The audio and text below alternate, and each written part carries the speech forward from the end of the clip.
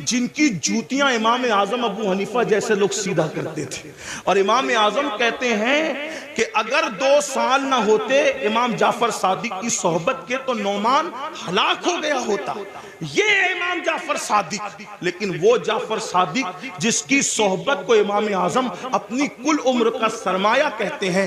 جب اس امام جعفر صادق سے لوگ مصافحہ کرتے، ہم لوگوں سے بھی لوگ کرتے ہیں، امام جعفر صادق سے بھی لوگ مصافحہ کرتے تھے. داتا صاحب لکھتے ہیں کہ جب امام جعفر صادق سے کوئی مصافحہ کرتا تھا تو امام جعفر صادق اس کا ہاتھ پکڑ لیتے.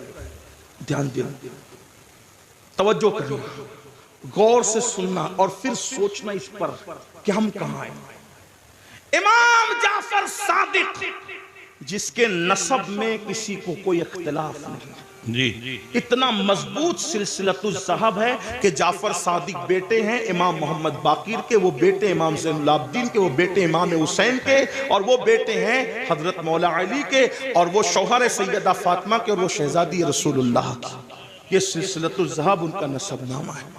ہاں، اب امام جعفر صادق سے کوئی مصافحہ کرنے آتا تو آپ اس کا ہاتھ پکڑتے اور ہاتھ پکڑ کر فرماتے وعدہ کر کہ اگر قیامت میں تیری بخشش ہو گئی تو تو اللہ کی بارگاہ میں میری سفارش کرنا کہ اللہ جعفر صادق کو بخش دے، اس کو معاف کر دے. توجہ کریں، اگر اس اسٹیج پر یہ جو بڑے بڑے علماء مفتیان کرام سادات کرام بیٹھے ہیں، مفتی آفاق صاحب کے صاحبزادے ہیں اور بھی علماء ہیں، اگر کوئی کسی عام آدمی کا ہاتھ پکڑ کے کہے کہ اگر تیری بخشش ہو گئی تو میری سفارش کر دینا، مغفرت میری کروا دینا، تو وہ کہے گا کہ حضرت یہ کیسی بات کر رہے ہیں آپ لوگ اللہ والے لوگ ہیں، ہم عوام میں سے ہیں، ہماری نہ غسل ہے صحیح ہے، نہ ہماری طہارتیں صحیح ہے، نہ ہمیں نماز پڑھنے کا طریقہ آتا ہے، آپ ایسی کیسی بات کر رہے ہیں. اب جب یہ منبر پہ بیٹھے ہوئے اللہ والے کسی سے یہ بات کریں تو تعجب ہوگا، چہ جائے کہ امام جعفر صادق ایسا سید جس کی غلامی امام اعظم جیسے لوگ کریں.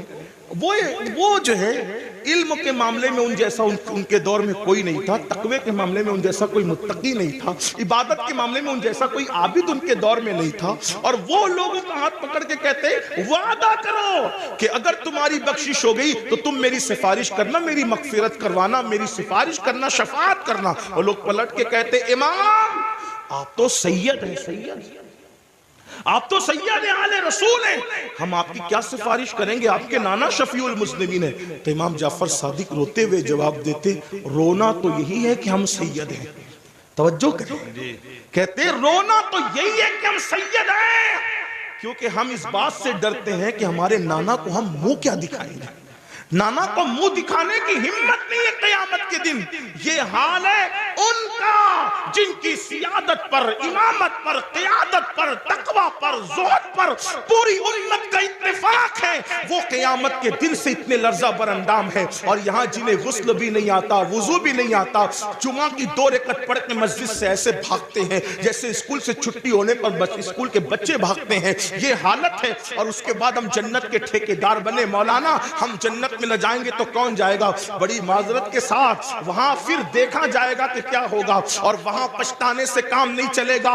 آج لے ان کی پناہ، آج مدد مانگ ان سے، پھر نہ مانیں گے. قیامت میں اگر مان گیا، آج راتوں کو ضائع کرنے والوں، آج راتوں کو فضول گزارنے والوں، وقت کو برباد کرنے والوں، یہ زندگی کا قیمتی سرمایہ اللہ نے پہلی اور آخری مرتبہ دیا ہے. خدا کے لیے اس کو ضائع نہ کرو، اس کو فضول برباد نہ کرو، ورنہ موت کی بات پچھتانا ہوگا. موت کے بعد سوائے پچھتانے کے کچھ ہاتھ نہیں آئے گا، لیکن اس دن کا پچھتانا اللہ اکبر کوئی فائدہ نہ دے گا. اس کے بعد میرے اور تمہارے آقا صلی اللہ علیہ وآلہ وسلم فرماتے ہیں کچھ لوگ ایسے ہوں گے اللہ اکبر جب وہ اپنی قبروں سے اٹھیں گے. یہ تیسرا گروپ ہے، یہ تیسرا ٹولہ ہے جو اپنی قبروں سے اٹھیں گے. اس حالت میں اٹھیں گے کہ ان کے پیٹ پہاڑوں کی جیسے بڑے بڑے پیٹ ہوں گے، اور ان کے پیٹوں کے اندر سانپ، بچھو اور آگ دہک رہی ہوگی. صحابہ نے پوچھا آقا وہ کون ہوں گے؟ سرکار علیہ السلام فرماتے ہیں یہ وہ لوگ ہوں گے جو دنیا میں زکوٰۃ ادا نہیں کرتے تھے. زکات نہیں دیتے تھے، بڑے بڑے پہاڑوں کی طرح پیٹ لے کر کے اٹھیں گے. آج لوگ زکات بھی نہیں دیتے پوری پوری، اور پھر کوئی پیسہ لے کے بھاگ جاتا ہے، کوئی چوری کر لے جاتا ہے، مال ڈوب جاتا ہے، آگ لگ جاتی ہے، کہتے ہیں ہمارا نقصان ہو رہا ہے، نقصان ہو رہا ہے. یاد رکھنا جو پوری پوری زکات اللہ کے لیے نکال دے، میرے آقا فرماتے ہیں اس کا مال اللہ کے قلعے میں محفوظ ہو جاتا ہے، اس کے مال کی حفاظت ہو جاتی ہے. پھر چوتھے گروپ کے بارے میں میرے اور تمہارے آقا سچے نبی صلی اللہ علیہ وآلہ وسلم نے فرمایا کہ جو چوتھا گروپ قبر سے نکلے گا اس کے منہ سے خون بہ رہا ہوگا، اور خون لے کر کے وہ نکلے گا. صحابہ نے پوچھا آقا جن کے منہ سے خون بہ رہا ہوگا وہ کون لوگ ہوں گے؟ آقا ارشاد فرماتے ہیں جو اپنے وعدوں کو توڑ دیتے تھے، وعدہ خلافی کرتے تھے، وہ ان کے منہ سے خون بہ رہا. آج میں سمجھتا ہوں کہ شاید وعدہ خلافی کو گناہ بھی نہیں سمجھتے لوگ. دیکھیں حالانکہ میرے آقا علیہ السلام نے فرمایا مومن اور منافق میں فرق یہ ہے کہ مومن جب وعدہ کرتا ہے تو پورا کرتا ہے، اور منافق وعدہ کرتا ہے اس کو پورا نہیں کرتا، توڑ دیتا ہے. کتنے وعدے کرتے ہیں، اللہ سے وعدہ کیا اس کا خیال نہیں، پیر سے وعدہ کیا اس کا خیال نہیں. آئیے وعدے کی وفا کے حوالے سے ایک حدیث سنے کی روایت سے. اللہ اکبر. ابھی اعلان نبوت نہیں ہوا، اعلان نبوت سے پہلے اللہ کے رسول علیہ الصلوۃ والتسلیم بازار گئے. بازار جانے کے بعد اللہ کے حبیب علیہ السلام کو ایک شخص نے کہا یہاں رکو میں ابھی آتا ہوں. اس نے کہا رکو ابھی آتا ہوں، اور آقا نے اس سے وعدہ کر لیا ٹھیک ہے جب تک تم نہیں آؤ گے میں یہیں ٹھہروں گا، یہیں رکوں گا. اور اس کے بعد وہ شخص گیا اور جا کر کے بھول گیا کہ میں کسی سے وعدہ کر کے آیا ہوں یا وعدہ لے کر آیا ہوں کہ میں ابھی آتا ہوں، اور اس نے وعدہ کر لیا کہ ٹھیک ہے تمہارے آنے تک میں رکوں گا. پھر کیا ہوا؟ 3 دن گزر گئے. 3 دن کے بعد جب وہ شخص آیا تو اللہ کے رسول وہیں پر موجود تھے. اس نے پوچھا آپ یہاں؟ فرمایا تم سے میں نے وعدہ کیا تھا کہ جب تک تم نہیں آؤ گے میں یہیں رکا رہوں گا، اسی لیے میں یہاں رکا رہا. اور پھر میرے آقا نے نہ اس سے لڑائی کی، نہ جھگڑا کیا، نہ اس کو ڈانٹا، بلکہ صرف ایک جملہ کہا اے شخص تو نے مجھے مشقت میں مبتلا کر دیا، تو نے مجھے تکلیف میں مبتلا کر دیا.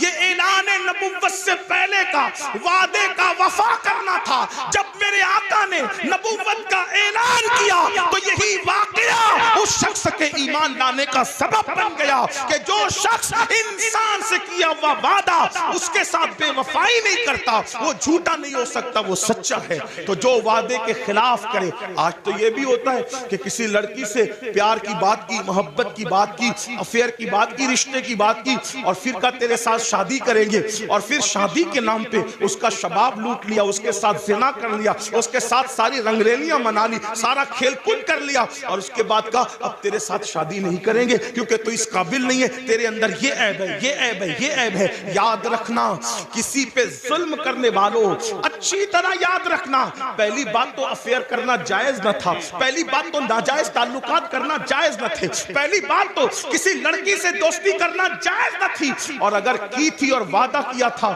اللہ اکبر تو زنا اور اس کے ساتھ تنہائیاں جائز نہ تھی. اللہ اکبر. اب اس کا شباب لوٹ کر اس میں عیب نکال کر اس کو چھوڑ کر ایسے بھاگتے ہو جیسے پھولوں کا رس چوس کر کے بھورا بھاگ جاتا ہے، دوبارہ ادھر کا رخ نہیں کرتا. تتلیاں پھولوں کا رس چوس کر دوبارہ ادھر کا رخ نہیں کرتی. کسی کے شباب سے کھلواڑ کر کے، کسی کے حسن سے کھلواڑ کر کے، کسی کی آبرو سے کھلواڑ کر کے پھر اس کو چھوڑ کر نئے شکار کی تلاش میں جانے والوں جان بوجھ کر کے کسی کی آبرو کے ساتھ سودا کرنے والوں سنو. اللہ کے حبیب علیہ السلام ارشاد فرماتے ہیں، فقی ابو اللہ سمرقندی اپنی کتاب میں لکھتے ہیں کہ اگر کسی نے کسی چڑیا سے بھی کھیل کر اس کی زندگی کو ختم کیا ہوگا، کسی نے کسی چڑیا کی زندگی سے کھیلا ہوگا، نہ کھانے کی حاجت تھی، نہ شرعی کوئی معاملہ تھا، صرف اپنے نفس کے لیے چڑیا سے کھیلا اور اس کو مار ڈالا، کھیلتے کھیلتے اس کی زندگی کو ختم کر دیا. آقا فرماتے ہیں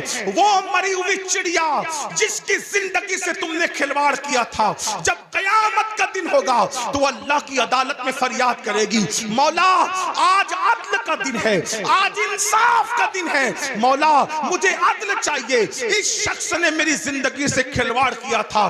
آقا فرماتے ہیں اس ننھی سی چڑیا کی شکایت بجلی کی گھن گرج کی طرح ہوگی، جیسے بجلی کڑکتی ہے ویسے ننھی سی چڑیا کی آواز میں گھن گرج ہوگی، اور جس کی شکایت چڑیا کر رہی ہوگی اس کا حال یہ ہوگا، وہ پہاڑوں جیسی نیکیاں لے کر آئے گا۔ اللہ ارشاد فرمائے گا آج عدل کا دن ہے، آج انصاف کا دن ہے، اور پھر میرا اللہ فرمائے گا جس نے چڑیا کی زندگی سے کھلواڑ کیا آج اس کی نیکیاں نہیں دیکھی جائے گی، اس کو منہ کے بل گھسیٹتے ہوئے جہنم میں ڈال دیا جائے۔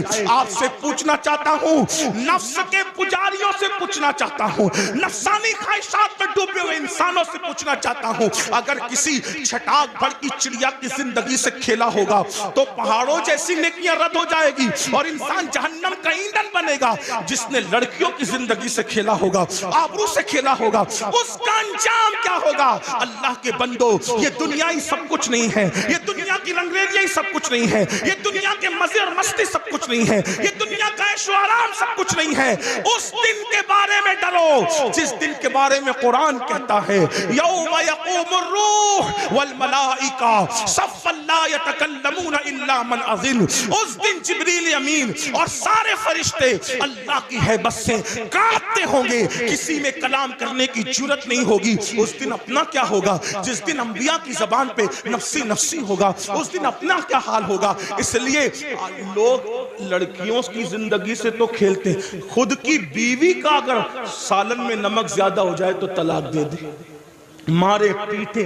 یاد رکھنا، اچھی طرح یاد رکھنا، یہ دنیا ہے، یہاں عیش کرنے، آرام کرنے، ظلم کرنے نہیں بھیجا۔ قرآن کہتا ہے الذی خلق الموت والحیات لیبلوکم ایکم احسن عملا، کہ اللہ نے زندگی اور موت کو اس لیے پیدا کیا کہ اللہ تمہیں آزمائے کون تھوڑی سی زندگی کو پا کر اچھا عمل کرتا ہے۔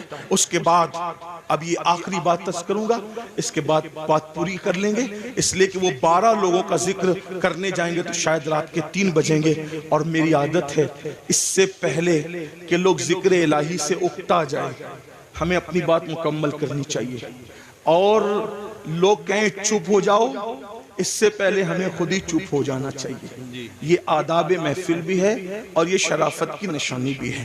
تو میں اسی پہ بات پوری کروں گا، پھر کسی دن موقع ملا انشاءاللہ تو یا تو آج کل تو بیانات یوٹیوب پر آتے ہی رہتے ہیں، کسی بھی جگہ مکمل ہو جائے گی تو آپ تک پہنچی جائے گی انشاءاللہ۔ یہ 5ویں بات ہے، لیکن اس کو دھیان سے سنیں، اور یہ آخری بات ہے آج کی محفل۔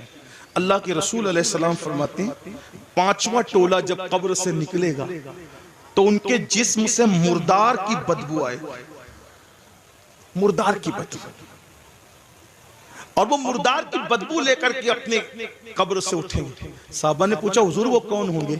آقا فرماتے وہ لوگ ہوں گے جو دنیا میں چھپ چھپ کر گناہ کرتے، تنہائی میں گناہ کرتے، پوشیدہ طور پہ گناہ کرتے، لوگوں کے سامنے نیکیاں اور تنہائی میں گناہ۔